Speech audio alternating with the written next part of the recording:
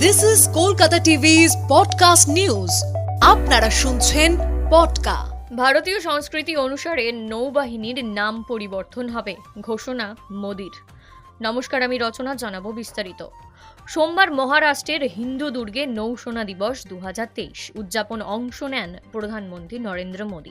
সেখানেই তিনি ঘোষণা করেন ভারতীয় সংস্কৃতি অনুসারে নৌবাহিনীর পদের নামকরণ করা হবে। পাশাপাশি তিনি এও জানান যে প্রতিরক্ষা বাহিনীতে মহিলাদের শক্তি বৃদ্ধি করা হবে। নৌবাহিনীর অফিসাররা যে এপলেট পরেন তাতে এখন ছত্রপতি শিবাজী মহারাজের সেনাবাহিনীর প্রতীক থাকবে। প্রধানমন্ত্রীর কথায়, আমাদের ঐতিহ্য নিয়ে, গর্ব নিয়ে আমি আনন্দিত হয়ে ঘোষণা করছি যে ভারতীয় সংস্কৃতি অনুসারে ভারতীয় নৌবাহিনীর পদের নাম পরিবর্তন করা হবে। প্রতিরক্ষা বাহিনীতে মহিলাদের নিয়োগ বৃদ্ধির কাজও হবে। নৌবাহিনীর জাহাজের প্রথম মহিলা কমান্ডিং অফিসার নিয়োগের জন্য আমি নৌবাহিনীকে অভিনন্দন জানাতে চাই। শুনুন পডকা রাত দিন 7 দিন।